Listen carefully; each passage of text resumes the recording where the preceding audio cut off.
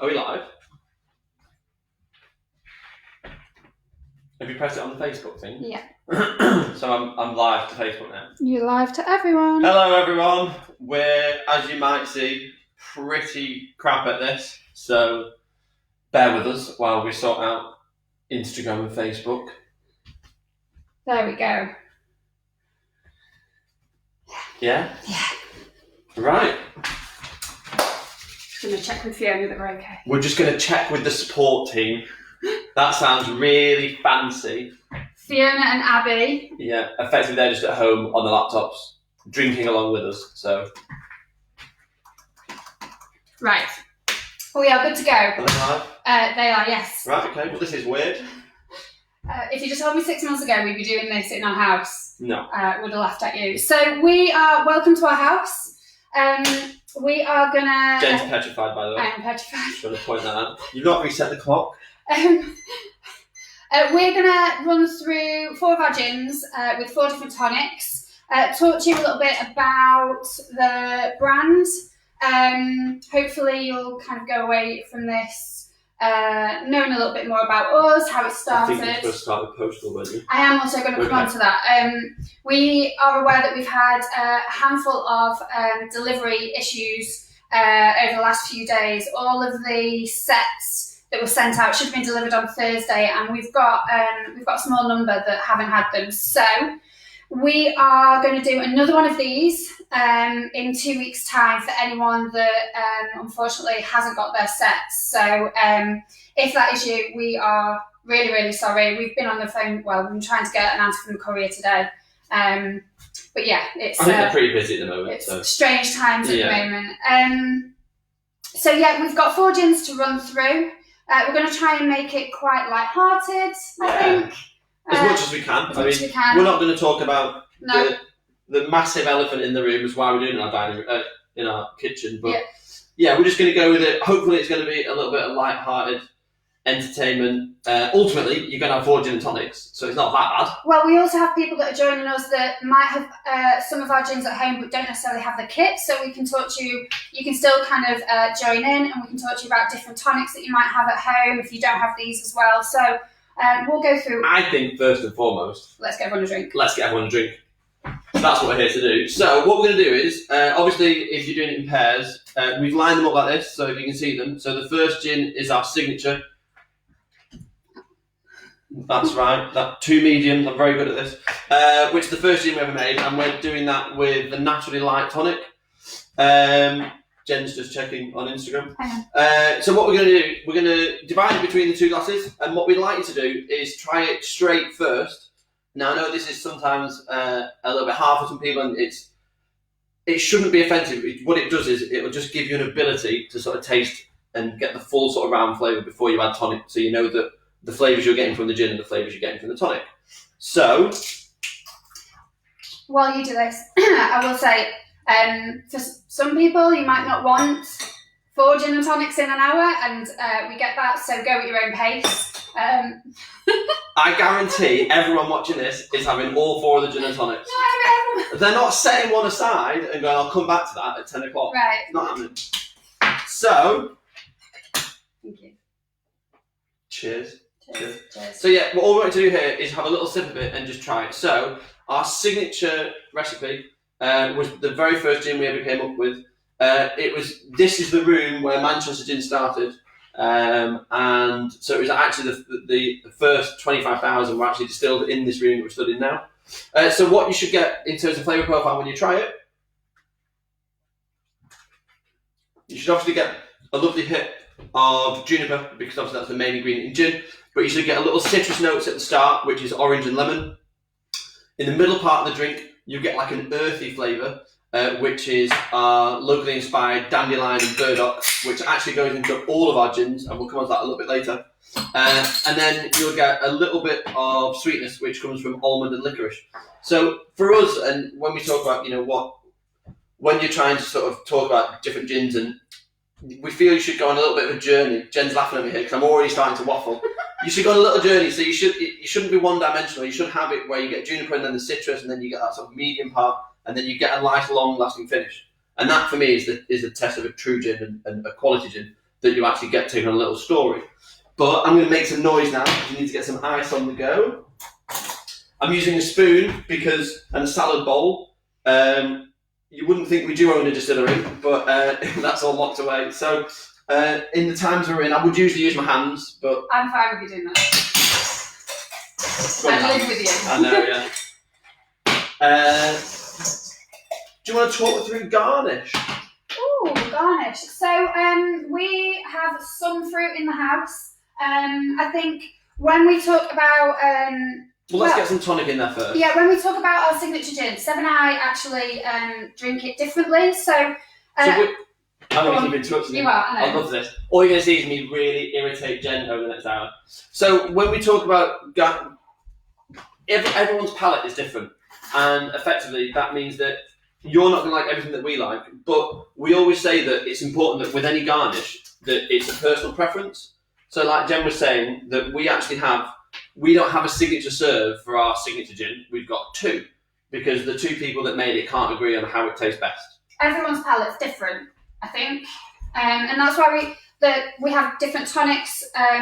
We might serve. We're trying an unusual tonic, which is the Franklin & Sons rosemary and black olive, but it's slightly more unusual. So there are different tonics that we can have with different gins. There are different tonics, that's what we're hearing now. Shut up. So, what I would do with my gin, if you have it at home, we've gone for pink grapefruit, although I think it's actually ruby grapefruit, because it's the only thing that was in the greengrocers. So I like it with pink grapefruit. What I think that does is offer a little bit of dryness, because it's got a little bit of sweetness in the gin, so it offers a little bit of dryness, and you still get that citrus note coming through. And for me, that's how I'd have it. So there you go, that's how I've been enjoying it. Poppet, how do you have yours? I like mine with orange, and I actually... Scissors. Orange and rosemary. Seb's running out to the garden. I actually normally have our signature gin with Fever Tree Med. I find it brings out like some sweetness in our gin. So Seb's just rushed off to get some rosemary from the garden. Fell over. It's okay. There we go. There you go. That's how they do it. Thanks for that.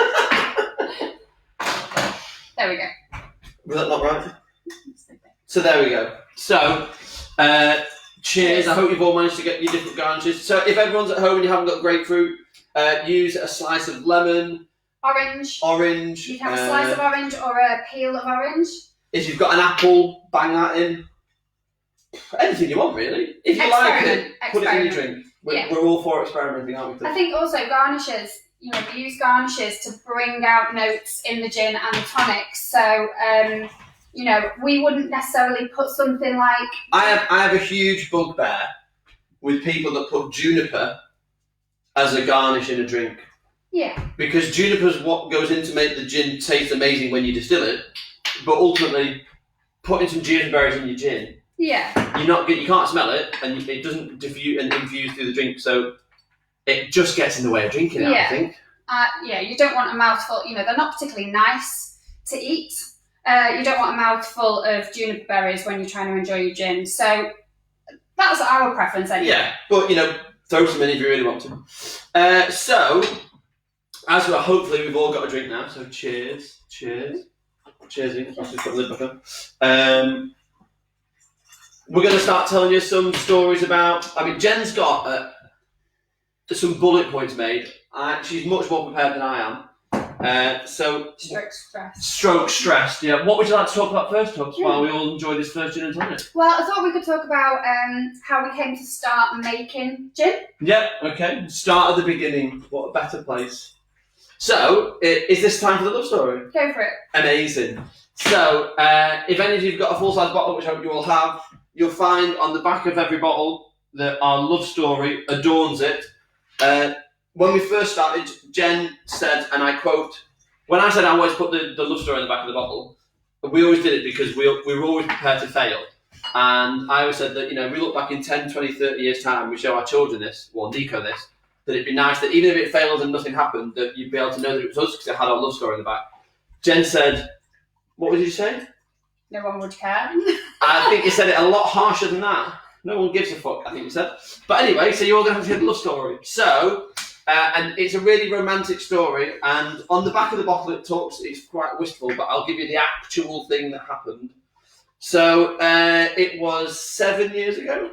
Mm-hmm. So 7 years ago, I remember. Thanks very much. I was out with two of my friends, and it was 1:30 on a Wednesday morning. So it was a school night. We'd been out drinking for a little bit. My two friends were chatting up two women, and I was literally stood there for about 2 minutes. And this is really where the romance begins, because I said to my friends, and this is a sentence I never thought I'd repeat 10,000 times, and when I never thought I'd see her again. But I said, I'm going to go speak to the nearest unattended woman. That was me. And that was Jen. And so I walked over, and genuinely the first thing I ever said to her is, what are you drinking? And the first word she ever said to me, gin and tonic. Gin and tonic. And that would have been okay. We were in a rum bar. Had it not been for the fact we're in a rum tiki bar. Yeah. So instantly called her up on her drink choice, and that genuinely started our conversation. And basically, it descended into one of the most wanky conversations about gin, because we spent the next half hour trying to outdo each other, saying things like, well, I think you'll find this botanical doesn't meld well with this botanical. At any point, if you'd have walked past and heard what we were saying, you'd have said, dicks. Thankfully, no one did. And so it all sort of culminated at about 2 a.m, when Jen thought she had me beaten when she said, my favourite gin is Monkey 47. And, my famous response, I've got a bottle at home. And to this day, she has no idea whether I did or not. So after that, our first few dates were at a gin bar in Manchester. We would work our way through the menu. We stole the menu. We stole the menu. We still have it. Yeah, so it's at the bar. I think you can say it. We're not on the BBC here. We're not going to get done for product placement. We stole their menu and started working our way through the menu, through the gin menu. And we would score each of the gins out of 10 and write kind of nonsense. We had a special key. So again, if you come to the distillery, it's up in a frame on the wall. We had like keys, like we had a lemon slice. That no, C was citrus, H was herbaceous. Yeah, we were just very irritating people, I think. A few years on from that, we wanted to open a bar together. And we stumbled upon a small batch gin distillation, and that was the kind of light bulb moment, I think, that we just thought, let's have a go. We're not doing anything this summer. Yeah. So we set off on a path to creating Manchester Gin. So basically, I'm going to say, so you'll find me sometimes I interrupt Jen, because when I know it's shocking, isn't it? When Jen's on camera, it's amazing how sometimes she loses her mind and will just waffle on and on about something. What you're doing that? Yeah, fuck off. I love you. When it came to making our own gin, a combination of many different factors, the main one being we didn't have a huge amount of startup capital, we actually set up our first distillery in this room. Yeah. And this is now our kitchen, but it used to be our dining room. And we'll send some pictures around later of what it was like. So our first still, we had one still here, because it used to be a window here. So we had Imagine this is wall. Yeah. This is wall. I'm wall. There was a still here, and then there was another still there. So Wendy, which is she's 60 litre still, named after my mum. She was here, and then our second still, we named Victoria after Victoria Wood. We had her there. But everything was essentially done in this room. So in the first 15 months, we did 25,000 bottles of gin from this room. And it's 3 metres by 4 metres. Yeah. It was distilled, bottled and labelled all in this room. So we used to, I'm probably coming out of order now, but I'm just going to freestyle it now. So when we first started, because when we started the business, it was a proper sort of labour of love. We both had full-time jobs, which meant that when we first started, we thought that we were going to make gin once a week on a Sunday. We live in Chorlton, so there's a deli called the Barbican, so we're going to get some meat, some cheese, some bread. Sunday papers. Yeah, have a lovely Sunday while distilling gin. It never happened.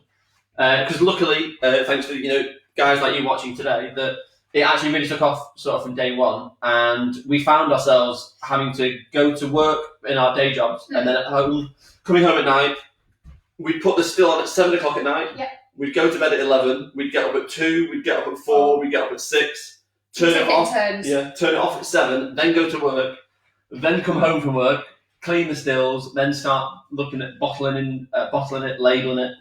It was hell on earth, really, for 15 months. We used to, as well. We used to have when the condenser unit needs a constant water feed to condense the liquid back We'll get down. to that when I show the still. Do you want to? I was Yeah. going to talk about the hose pipe. You know, but we'll get to that. I think, when I've got the still. She's coming out of order all over again. But I think, well, if we go back to signature, so we probably should talk a little bit about the gins as well. Signature, when we always get asked like, how do you come up with the recipe, and you know, what were you looking for when you created your first gin? So this is the most selfish gin. You're not on camera, Tubbs. I don't know. This is the most. She's checking social media. She's checking her emails. No, we're not. We've had a question. That's all. Okay, yeah. Sorry, we should say as well. Anyone's got any questions along the way? Fire them in. Fire them in. With your meerkat hands. The amazing Fiona and Abby are on hand to kind of. Are they doing magic tricks? What? The amazing. What? It's Saturday night and they're, drinking. Oh, Abby's not. Yeah, she's pregnant. She's not drinking. So yeah, when it comes to signature, this is the most selfish gin we ever created because it's everything we truly love about gin in a bottle. And again, when we sort of come back to how we started, and our fail-safe was that if the business didn't go anywhere, we have a really expensive ornament in the shape of a copper still, and we've got 100 bottles of gin that we want to drink. So that was our fallback. So realistically, it was win-win, whatever happened. But so the way, and we've never worked in the drinks industry before. So when we came into this whole world, I worked for a property developer. Jen ran a marketing agency, and so our only knowledge of gin was, drinking it, relatively, often. Frequently. Yes, I know, but responsibly, obviously. And so the day it came to creating our own gin, it was an excuse for us to go and buy 26 of the most premium gins in the world, put them all in a massive line, and just get drinking, really, wasn't it? So we went down the line of 26 gins in a row, had a shot glass in front of them all, tasting them all, working out what we liked from them, what notes we could get from it. Again, another hugely wanky conversation about gin ensued, I think. So we went down all 26. Of the 26, we got those down to 12, so we eliminated 14. And then we thought, well, best try them all as single gin and tonics. So again, went down the line of 12. We didn't drink them all, I should point out. We didn't have 12 gin and tonics straight off the bat. So went down them all again, then got to 6. And it's at this point, you could say we were maybe a little bit loose, I think would be fair. We thought we'd best try them as doubles, the best 6. And from those 6, we got down to 3. The notes were pretty illegible at the end. Yeah, I think there was more ticks and crosses by then, wasn't it? Yeah. So I sort of woke up and wasn't really sure, whether we'd actually made a decision, but it turns out we had 3 favourites. And basically what we did was we researched the botanicals that went into those gins and started that as our sort of cornerstone of where we wanted to start producing gin. Yeah. And that's fair, isn't it? Yeah. We have had a question from Andy Ferguson who said, which tiki bar was it? Liars Club. So I'm determined. So I was going to say we get married in July. We might not. Who knows?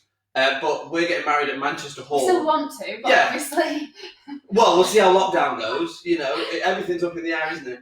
But we're getting married basically overlooking the spot where we met, and more through, not through design, was it? More. It was available. But anyway, but we're determined to go in there with a plaque and just drill it to the wall and say, "Pop it's met here." Or we're going to see if we can have a photo taken in our wedding outfits. Also, I don't have a suit right now, and so if the lockdown ends on the 10th of July, we're still booked in for the 11th of July. I'll be going like this. We've also someone's just sent a message in for us to get. What a lovely shirt! Sorry, no. Happy birthday, Stu. From your lovely wife. Are we doing that? What? It's like radio DJs. It's just we don't know if anyone's listening, really. Oh no, yeah. So we'll just keep going. Okay.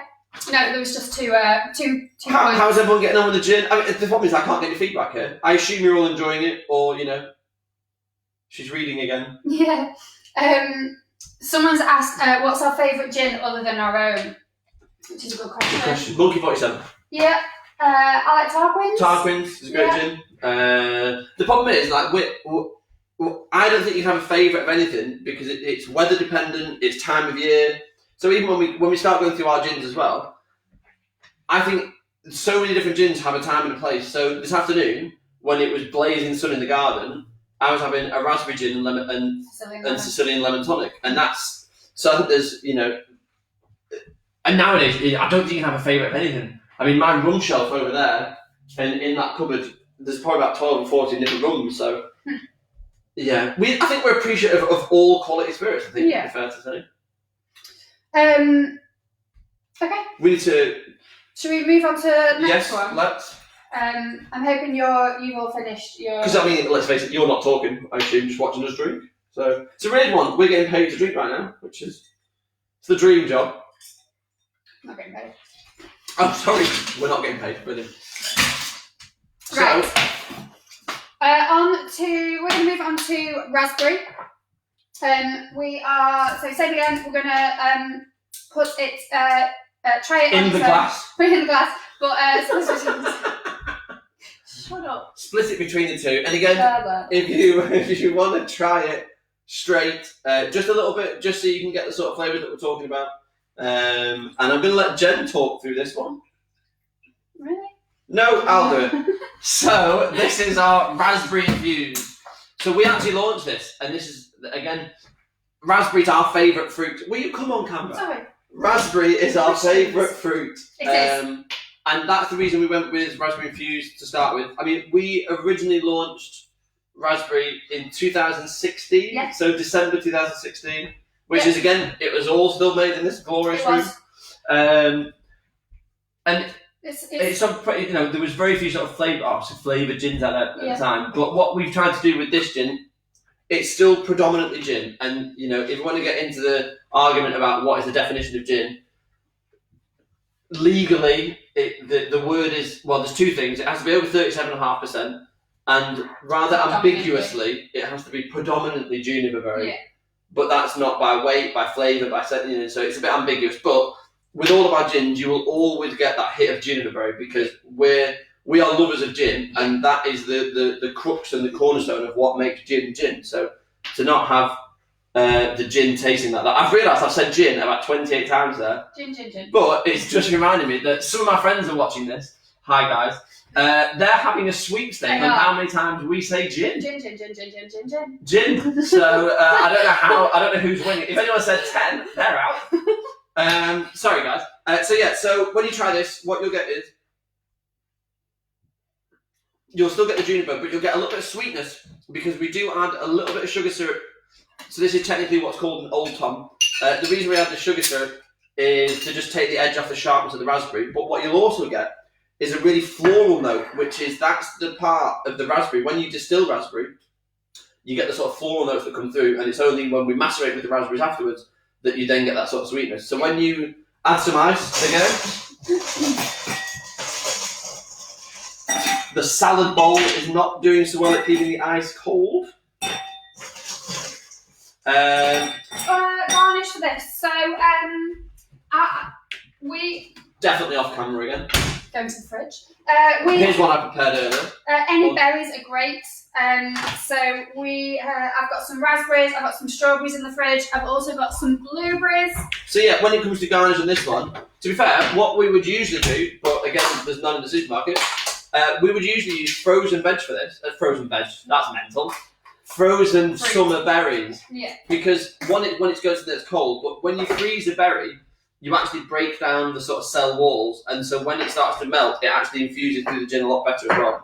But for now, we're using strawberries, and we've stolen these off our son. Yeah. So he'll be having a smaller strawberry breakfast in the morning. Well, we're having raspberries. I'm having raspberries, not strawberries. So I should point out as well that we don't have a nanny, so there's his monitor. He is asleep. But if you do hear a cry, I'll be going. This is over. So drink yourselves. And we've teamed that up with Fever Tree Mediterranean. Yes. I think it's a great versatile tonic. And again, it's actually got half the quinine of normal tonic. So when you get your friend that might say they don't like tonic, try them with something like that that's got a lot less quinine in. Hello. Hello. So this is actually batch number 1, bottle number 2. You're going to take it nearer than that. So I don't know if you can see. Batch 1, bottle 2. So this is what our, when we kind of first released it, this is what it looked like. We should say we do have bottle 1, yeah, we do. batch 1, but that's on a shelf that we don't open. Yeah. But when we launched this, We're stupid people. there's actually 2 errors on the back label. One. I'm dyslexic, so I'm putting this squarely as Jen's problem, and she should have spotted it because I can't be trusted to proofread anything. But when we first sent it back to one of our friends, they said, "Oh, you know, there's a spelling mistake on there." So it says on the back of the label, after meeting on a cold February evening in Manchester, he approached her and asked if he could buy. He asked if he could buy her a drink. Yeah, we're not so he asked her. So yeah, that was so if you have a batch 1 to 10, I would say it's worth more. Probably not. No. Still an empty bottle. Talking of empty bottles though, yeah, we've got which you guys might know. We've got a Hacienda gin that we made with Peter Hook, who we've actually been chatting to today. Name dropping, sure. But there's someone on eBay, so you can buy Hacienda gin on our website for 35 quid, full, or you can go on eBay and buy an empty bottle of it for 110 quid. Yeah. Which is mental. So yeah. Yeah. So. So. What's next on the topic sheet, Mummy? Well, I was thinking we can always talk about our new home that's closed, not here, but the new distillery home, if you like. Okay. Because we did it out here for. We were here for 15 long, hard months. Yeah. I flooded what was our dining room twice. Yeah. And it had carpet in at the point. We distilled once with no botanicals in. That's my bad. That's rushing when you're doing it at like 2 a.m. and you're sort of half asleep. So yeah, that was technically our first ever vodka. Yeah. But we moved from here and we then had a railway arch just right near sort of Piccadilly train station. On Brewers Mile, where all the breweries are. Ironically, on Temperance Street, which for those who don't know, I didn't know what temperance meant until I got there. But it's the abstaining from alcohol. So quite ironic to sort of have the distillery on there. And then September last year, we moved into 6 Grade 2 star listed railway arches underneath Manchester Central. So they were derelict for 20, 30 years. About 30, 30 years. They still leak though. They do still leak. But we basically spent 5 months kind of renovating them. Yeah. Not us, but no. I mean, I was around. There is a really funny video somewhere, I think on Instagram highlights potentially, of Seb trying to use a sledgehammer. Right. What I'll point out here though is I look like a massive Nancy because basically all the arches, they were all blocked up, and so we opened up the 6 railway arches to bring them all together as basically one giant archway. It was a double thick skinned brick wall, so on the camera it looks like one brick, but it was like that thick. And I just swing at it and nothing happens. And I do it again, I think, and then I give up. Yeah. So if you can hunt that out, it's definitely worth a watch. Brilliant. But they were in an awful state when we went to see them, weren't they? Because there was like green sort of algae on the floor and. Oh, sorry, that's me. It's the hob. Have you heard that? So we renovated them. We opened in September. Yep. And it is 6 railway arches. Closed in March. So we so now all of the production is done there, and we have a gin school there. We have a new 1,000 litre still, which is called Wonderland, which is. We'll come on to the stills a bit later on. Okay. And we also have a bar and restaurant there called 3 Little Words. So we always get asked, what are those 3 little words? And It can mean anything to They can mean anyone. anything that you like. So, you know, is it the 3 words that Jen first said to me? Gin and tonic. Yeah. I love you. Meh. Drink, dine, distill. I don't know. But yeah, it's just, it's open to interpretation. But yeah, that's our bar and restaurant, which we physically can't wait to open again. Because, well, I'll be honest, we've been quite idle. Well, last week we've been really busy. But other than that, like, from working, 12 hours a day, 6 days a week, to working 2 and having to look after a 16-year-old. Well, I was just going to say, that's the hardest. Anyone out there that's got kids, homeschooling. We're all in the shit. Yeah, you need this. Yeah. Cheers. Who knew children could be so irritating? Aww. We love it, but we signed up for evenings and weekends.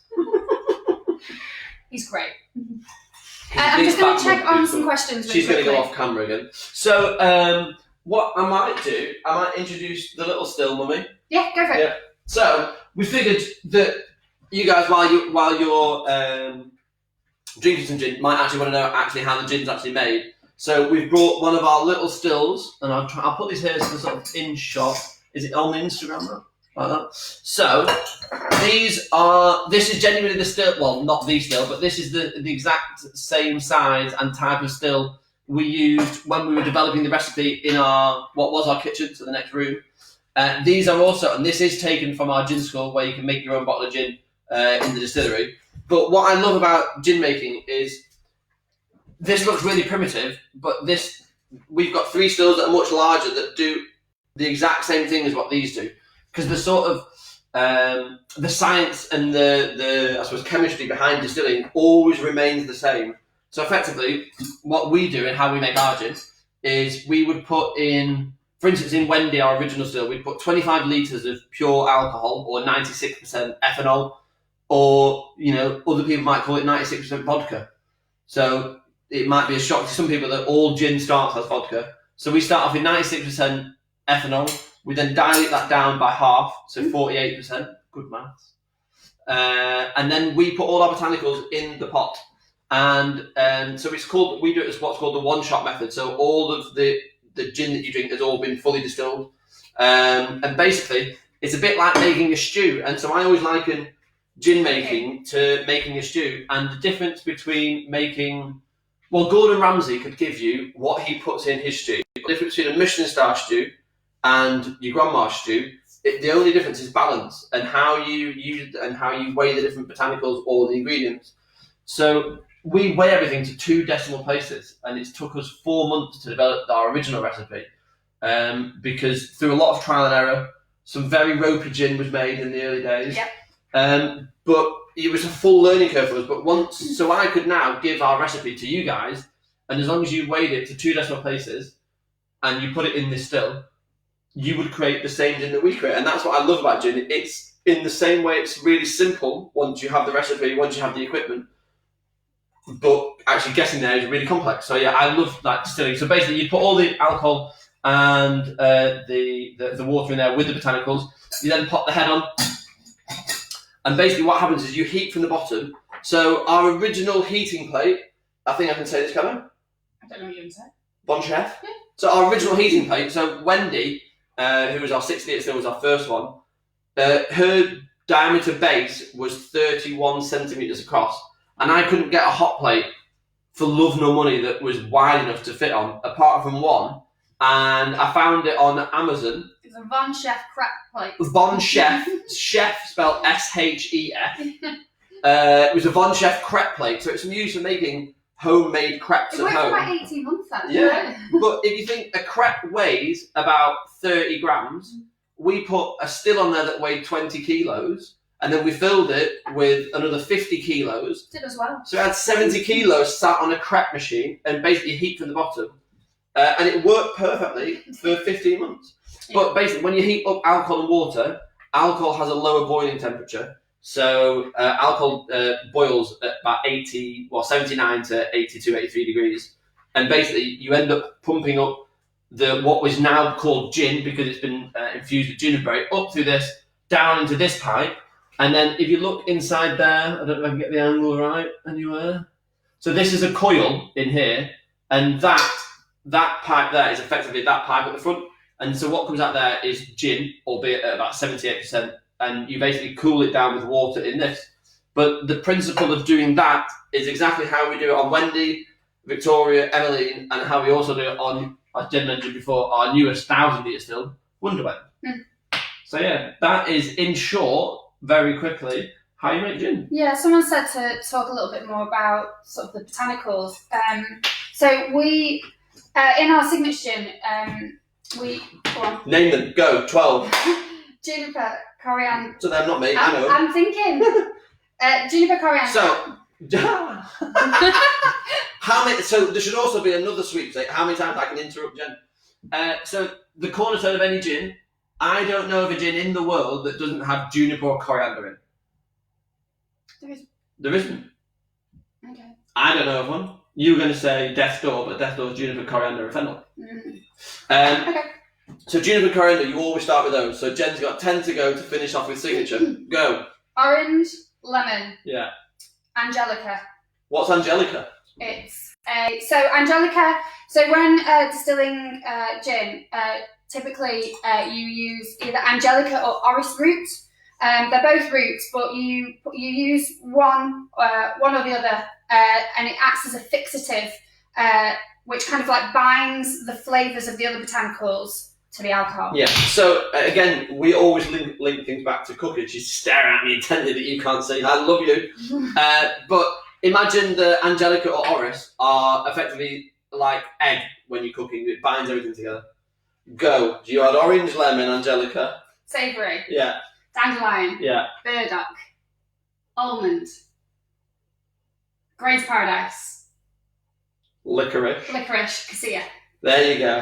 Cassia is... It's like cinnamon. And Grains of Paradise is like a very subtle pepper. Yeah. So yeah. But when we're talking about making your own gin, and again, I'm going to constantly come back to cooking when I talk about gin. So we've got some of the guys that work in the distillery that want to move further into distilling. And my one thing I always say to them is the most important thing to learn if you want to be a good distiller, be a good home cook. If you understand how strong each different herb is, what flavours go together. So the best example, if you want to create a Thai-inspired gin, you'd use lemongrass, kaffir lime leaf, galangal. If you wanted to make an Indian-inspired gin, you'd use cumin, you'd use coriander, you'd use chili. No, I'm just saying. Wow. So yeah, in terms of the botanicals that, in general, if it works on a plate of food, it will generally work in a gin. I think that's fair to say. Yeah. So Jen's telling me I'm waffling because I need to drink my gin. I'm just very mindful of time and what have you. So we're now, I'm going to move that. We're going to come on to wild spirit. So this is more of a herbaceous style gin. So I'm just rinsing the glasses. So this was actually inspired by walks with our dog, Dee Dee. Come say hello. This is Dee Dee, more formally known as Distiller. Ah, Dee Dee. She's not happy about that. More formally known as Distillery Dog. She comes to work with us every day. Guess what it says? She comes to work with us every day. She's a bit sad at the moment because she's not getting to see many people. Yeah. But this was inspired by walks with Dee Dee around all the woodlands of South Manchester. So effectively, we always had a cat, and then unfortunately Florence had an argument with the car and lost. But when you have a dog, like obviously you have to go on walks, but we were finding that we wanted to walk around all these different places in Chorlton and in Sale that we'd never walked before. And so when we were walking through all these woodlands, we started seeing loads of different things growing. So silver birch, sage, thyme, and it was seeing all these different things growing, like iris flowers as well. And so seeing all this grow, that sort of inspired us to make something. So this is probably the most intrinsically Mancunian Manchester gin we make. Yes, I suppose. But dandelion and burdock kind of features in all of our gins because, like, for me growing up, she's a Warrington girl, we should point out. Yeah, but nothing wrong with that. Anyone from Warrington? But I'm Blackpool, because that's what I like. How many times can I interrupt you? Used to have like chippy dinners with a can of D&B. So it's I love dandelion and burdock, and I think when one of our gins. What Jen's going to say is one of our gins instinctively because they are our key botanicals. So we do lots of different experimentation with different gins. So we made one for Hawksmoor the other day for their 5th birthday, and it was using just 5 botanicals. So we had to leave out dandelion and burdock. Yeah. And that's when you start to. That's when Jen. I think when we then tinker with recipes, and if we do a recipe without dandelion and burdock, just doing an ice one, and then put dandelion and burdock in, you instantly recognise. Well, as soon as dandelion and burdock goes in, it's instantly recognisable as being part of like our family of gins, if you like. So we're gonna try this with in a minute. We're gonna put in Franklin & Sons rosemary and black olive tonic. So again, let's try it straight. Yep. So what you'll get on the nose of this has basically been almost designed to be the complete counterpoint of Signature, which is the first gin we have. So there's no citrus in here whatsoever. It really focuses on being herbaceous with lots of sort of floral notes. So we've used the fixivate in terms of botanicals. We've used orris, which is the Irish flower. So you get that lovely sort of floral nature from it. And so when you first try it, it's still quite creamy as well. Yeah. So you get a little bit. You get that creaminess that really comes through. But you get a nice crisp, and it's nice and dry. Yeah. You get all the sort of herbs, the silver birch, the sage, the thyme. Comes through quite strong.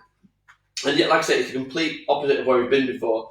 And it's a complete deliberate act by us, because within our core range of 4 gins now, we want them all to have their own individuality. That hopefully tonight you'll have loved them all, but the idea with having the range and the sort of set range that we have is that you'll find one that is your absolute ultimate go-to gin, hopefully. So yeah, she went with the spoon, gave up.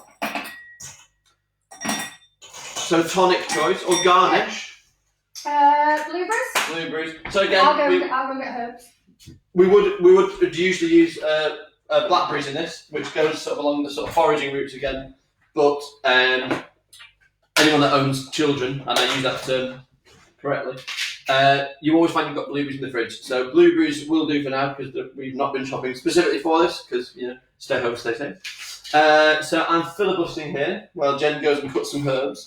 So yeah, we've gone with this one a little bit different with black olive tonic. So rosemary and black olive tonic, and again, it's amazing how even if you took our signature gin, I've got like so many different serves. So in the winter time, I would serve it with an Indian tonic with a big wedge of orange and some cinnamon. And it's amazing how just simply changing a tonic or a garnish can completely reinvent. It's lemon time.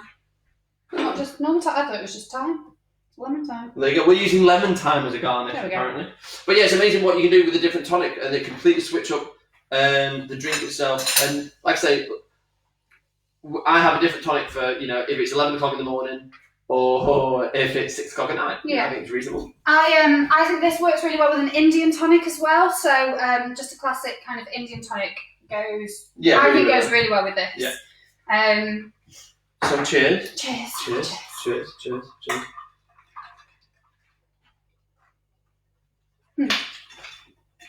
And again, when you, I'm nailing the interruption. When gin. When you lengthen anything, so you get most of the flavour out of something. When you try it straight, you're not going to get that full set of flavours. You actually need to lengthen it a little bit. It's a little bit like when you add water to whiskey. That's only there to open up the full flavour. So realistically, it needs to be about 30% ABV to get the full sort of flavours. So it's amazing when you sort of carbonate it a little bit with tonic and dilute it a little bit down, you get some more of that sort of herbaceous notes coming through. So I hope you're all enjoying your wild spirit. Someone's commented and said, "We love you, Seb, but in capital letters, please let Jen finish a sentence." No. Why change a habit of a lifetime? She's chosen now. So why don't you talk about the next topic, Mummy? Well, I was gonna. So one of the things we always get asked is why Manchester gin, and I think we love this. We love this city. It's like we firmly believe it's the greatest city in the world, apart from the weather. Although, yeah, I don't want the sun to end. At the moment, it's been brilliant. It's the greatest city in the world. It is. If it didn't rain nearly every single day. You're right, that one. So it's where we met. It's where we fell in love. It's where we do everything. Yes. And I've interrupted the sentence today. But yeah, we've always been hugely proud, and we've always committed to distilling, bottling, and if you call something Manchester gin, you have to distill it, bottle it, label it, wait till you do it.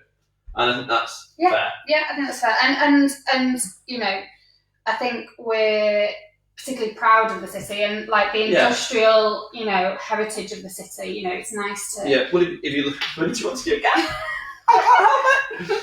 But if you look at our new site, that was the main train station in Manchester during the Industrial Revolution, and we basically repurposed that, and we're doing the Industrial Revolution 4.0 or whatever you want to call it, because we're still making things and manufacturing things in the heart of the city and sending it throughout the world for everyone else to enjoy, much as cotton was. Is there a funny question coming? So Dom has sent Dom is one of our staff. Yeah. She sent a message in saying, show us your shoes, Seb. If they aren't Jordans, Jen has to take a shot. Oh no, they're not Jordans. They're my garden shoes. So it's just a normal Nike, that one. Jen's got to do a shot. Didn't know this was a game. I'm trying to see if there's any other question. Again, drink responsibly. I think that's always fair to say. Yeah. Okay, so what else is next on the hit list, one? We were just talking about kind of our love of wine. What's that? Raspberry gin. This does not promote responsible drinking. It doesn't. So where were we up to? Go on. No, we were just talking about the Manchester. And great city in the world. Yeah, basically. And graphene. So the molecular structure of graphene. Wow, this got sciencey. But it's a hexagon, which I quite like. Yeah. So again, but if you bring in the bottle and talk about hexagons in Manchester, some people might not. Yeah, thanks, Dom. Some people might not know about the worker bee that is. I mean, we've got our own version of it on our bottle. I'm looking at the camera, but it's not moving up. Oh, there you go. So the worker bee, if you don't know, it's on every bin, every bollard in Manchester. And it goes back to, again, the Industrial Revolution is what we were talking about before, because the workers were so busy in the factories. And I think it was adopted, just over 100 years ago, or someone will correct me, I'm sure, because there's Google out there. But yeah, it's the symbol of the city, and so we've used that to inspire our bottle, which is why we have a hexagon shape here, and it's why we've got the sort of honeycomb that goes throughout the bottle on the glass. But yeah. We've also got it on the base as well. I don't know if you've not got a... But we've got the hexagon on the base and the bee as well. Yeah, but it's really more than coincidental that Manchester discovered graphene, the strongest material in the world, and its molecular structure is a hexagon, which is mental. So we should probably think about moving on to the next one. Someone has asked what breed our dog is. It's a good question. She is. So she's a rescue. She's the best dog ever. She's a rescue. When we got her, they told us that they thought she had Holly in her. She doesn't. We did a DNA test on her, and she is a Keter. She's mainly a Keter crossed with a Labrador. So yeah. But she looks like a tiny cow. She does. And someone else has said, did it work on your Gemma McCall, did it work on your first batch, or did it take a few goes? Many. So that's the thing. The beauty of having this is that makes one bottle of gin. So Signature took us 4 months. Yeah. Raspberry I think took us a month. Yeah. Wild Spirit we did it in a day, and in a day we made 12 different recipes. Yeah, that was a boozy day, that one. Sunday as well. And we basically we made 12 different recipes, just altering the weights of the botanicals ever so slightly because we knew broadly what we wanted to put in it. And then we essentially said whichever one was most empty at the end of the day, that's the one that we're going to release. Batch number 7. I thought it was 7. But yeah, now you talk about sort of changing little bits in the sort of botanicals. If you go to our run on a Wendy batch, which is 100 bottles of gin, we've changed that recipe from May 12th, 2016 to today by, I think, 5 grams in total. And we use over, we use over 1.4 kilos of things. We changed it by 5 grams. And the biggest change we did was we changed 1 gram of grains of paradise, which is like a pepper. And it had a genuine effect on the flavour, but we changed it by 1 gram, which means that per bottle it was 0.001 gram per bottle, which meant that the sip you were trying, it was 0.000001.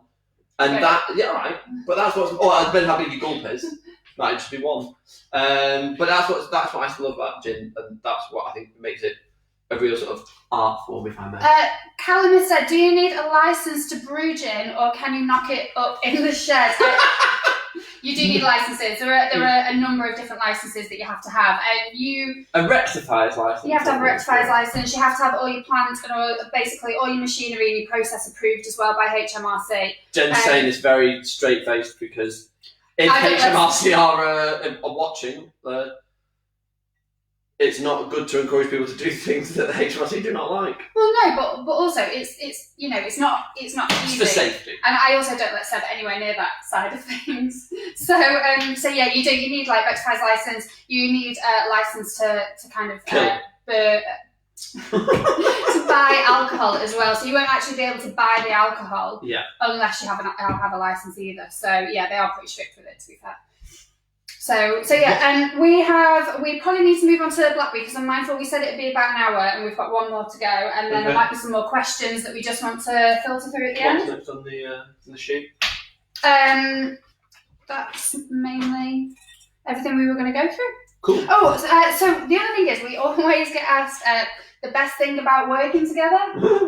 So apart from this, I love this. See, I have a great time. I know you do. I hate it. So yeah, no, I get asked a lot of time. What's the best thing about owning a distillery? Seb loves talking. Yeah, I love talking. I don't know if you've got that. But genuinely, like, my favourite thing about working with Jen is that at any point in the day, she's this far from me, which means that when I get bored quite often, I can just do this.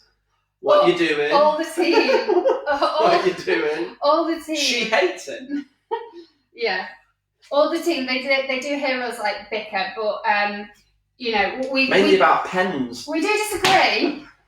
Mainly about pens. And shout out to my dad. Yeah, Jen's dad this Good Christmas. Martin, who is at the distillery, I would say 3-4 days a week helping us. He's chained there now, isn't he? But yeah, he heard us so often bicker about where's my fucking pen that he made us our own individual pens. So that's Jen's pen. I don't know if I'm showing it. Oh yeah, I've got one of yours. Oh, there you go. Seb's pen. So Seb's pen and Jen's pen. That's the level that we're at because we're that petty. No, the best thing about working together is we always wanted to work together. It was part of the reason why we were trying to open a bar together, and it's how we kind of came to doing this. We wanted to spend more time together. Yeah. I know. Isn't that lovely? Some people throwing up at home. But yeah, I know. But all the team will tell you we bicker, we disagree, but it's always in good spirits, I think. In good spirits. Have you been interviewed? Feels like it. So she can't open it. She's lost the ability. Yeah, Tubbs. So one thing I will point out about these, some of you may have a wonky label on your Blackberry gin. Because Seb did them last week. I hand-labelled those myself last week and hand-crimped them all. You're welcome. I can't get it off either. There we go. It's off. So if anyone else is struggling, that's my fault. That's your crimping. That's tickled me. I'm going to move on. So, Blackberry gin. Yeah. What's really nice about Blackberry gin is 1/3 of this is actually fresh blackberry juice. Yes. So it definitely counts towards one of your 5 a day. It's made very differently to our raspberry infused because we actually use the juice to dilute this to its to the 40% that we bottle it at. So yeah, it is made very differently to raspberry. Yeah. So it's actually really bold, really juicy. Yeah. Yeah. So have a little try. It should just be really fresh and juicy on the nose. Amazing, lots of blackberry coming through. You still, again, You sold me short though. probably. No. With all of our gin, you will still, as I keep pressing on you, you'll always get that huge lot of waft of juniper over it anyway. But you've got a huge sort of lovely, just like juicy. I think it's, and I think James, our first ever employee, who will be watching, he likes to refer to it as jammy. Jammy. So I mean, refer to it as you will. He's been fermenting everything in the last 2 weeks. Now he's not been at work. So. How's vermouth coming along, James? So yeah, we own a vermouth company with James. It was due to launch on Tuesday in March. What was the date? So for NRB, which is the Northern Restaurant and Bar Show, which obviously got cancelled because of the thing we don't talk about. So it never got launched. No. So officially launching on Facebook and Instagram, 45 vermouth. There you go. You're welcome, James. Made with British wine. British wine, yeah. From the Stockholm estate. But we're not here to talk about vermouth. So tonic that we've got to go with blackberry is elderflower. So we've got Fever Juice elderflower tonic. It works really well because it's so bold. It is really juicy. It works with an Indian. It works with a light tonic. It's really versatile, isn't it? In terms of because it's so punchy in terms of it will carry its flavour across most tonics. This is a gin for every day. Well, I would say that raspberry is my day gin. And signature's my night gin because raspberry, I'm working on breakfast gin, but bacon doesn't distill that well. So. But what you'll get with this, again, garnish wise, cheers.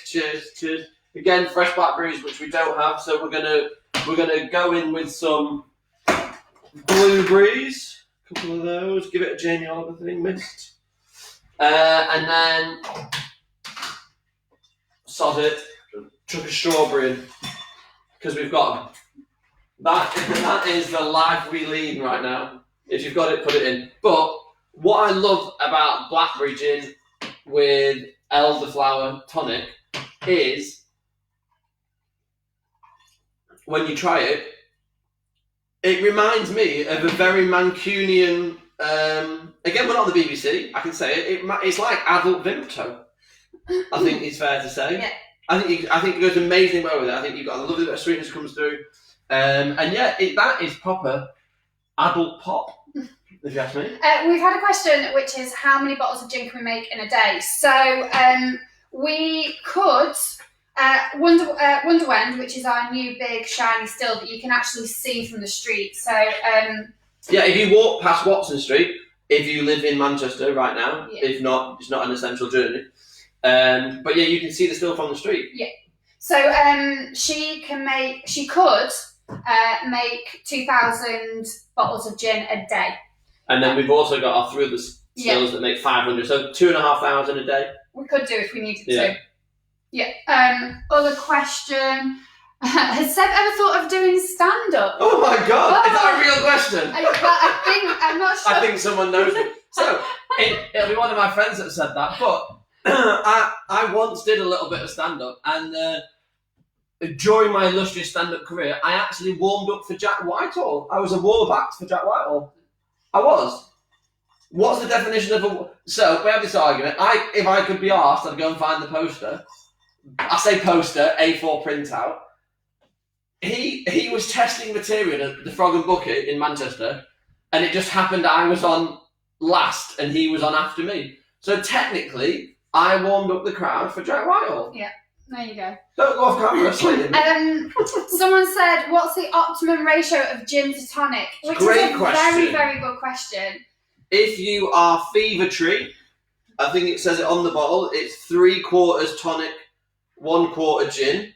For me, it's 50-50. We don't own a tonic brand, so for us who own a gin brand. No, it's everyone, like, a lot of people don't have that appetite for, I think 64. Jen thinks 50-50. I think 60-40 in terms of tonic to gin. Yeah. But it's personal preference. It is personal, and that's the other thing. Like garnishes, gins, tonics, they are all personal preferences. There's no, there's no right or wrong way to have gin, I don't think. I think you should experiment with tonic.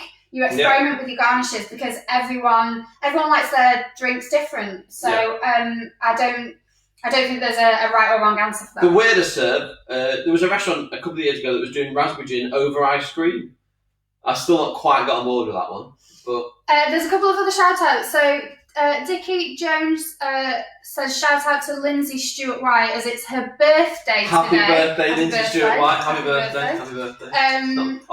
It's not Nico's birthday at all, is it? No, it's not. He's 17 months old. He's born in November. And also, I think there's a shout out. There's a couple who should be on their honeymoon. That have unfortunately, it's obviously been cancelled. So Jamie and his wife, they should be in New York, I believe. So I've had to cancel it, and I believe they're doing this as part of their honeymoon. So huge congratulations! Happy. At least you guys got married. We're not going to get fucking married. So if anything, I mean, New York would have been good, but yeah. So congratulations. But let's face it, your kitchen is just as good. So. Someone else has said, why is it still called Victoria? So let's go through the names. So yeah. How many times can I interrupt you? I'm going for the record. Generally, a lot of stills are named after women. I don't know why. It's to do with ships. Is it? You always name ships after women. Yeah, but I don't know why that relates to stills. Against me again. But generally they are. So we named our first still Wendy after my mum. So my mum passed away about 5 years or so ago and kind of never really saw this. She knew we were kind of leading up to it. Unfortunately, she never saw us kind of launch a product. So we named our first still Wendy because my mum had like copper red hair as well, and our stills are made out of copper, so it just seemed quite fitting. She loved gin as well. Wendy was our first still. Then Victoria for Victoria Wood, who is the funniest Mancunian to ever live. Yeah, so, barring me, obviously. But we wanted to name it after iconic Manchester females. So Victoria Wood was our second one, and then we've got a third one, which was Emmeline, after Emmeline Pankhurst. And then when we got our big 1,000 litre still, it was only fitting. So my mum's nickname was always Wonder Wen, so it was only fitting that we went from Wendy to Wonder Wend. Yeah. So yeah. So there's also a shout out to Alex and Kate in Warrington, who are very much enjoying this apparently. So thanks, Alex and Kate. There's at least 2 people watching. What's your best-selling gin? Someone has asked. It's bring it in shots. Stop going in out. It's not the BBC. So it's a close call, but it's probably just at the moment raspberry. Yeah. And then we do have a hacienda gin, which has I would say cheeky bit of promo. Hang on. Yeah, we have. I would say the order is raspberry signature and then hacienda. Blackberry is relatively new, so it's not. It's again that was being launched to the trade properly at NRB. So there you go. That's Hacienda Gin, made with Peter Hook. Who they've done a live stream. Don't tune into that right now. They're on really after good. us as well. They've been on for 12 hours, but that's fine. Okay, and I think we've been locked off Instagram. Bear with me. Oh, hang on. We have technical issue. I'll carry on. So, I don't know what I'm reading here. It says, Jen, can you restart if possible? So that's what I assume what Jen's doing right now. See what other questions are. So other questions are...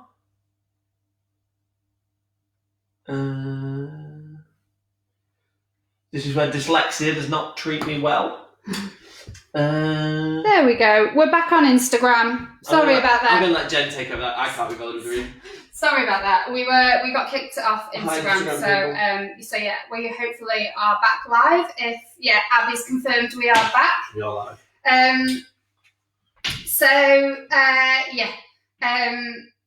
Any other questions? So someone said bestsellers. So I was just saying raspberry, then signature. I would say hacienda, not far behind signature. Yeah. And then we've got Overboard, which we made. There'll be a bottle of it somewhere. So the history of gin and how it's intrinsically linked with the Navy are Overboard, which I think is a great name for a Navy strength gin. But that's 57%. That is it just doesn't sell. But I love the gin. Shocking. It's won gold. It's won gold at San Francisco. It's won some huge awards. But people are obviously terrified by the 57%. But the reason it's 57% is very specific to it being linked with the Navy.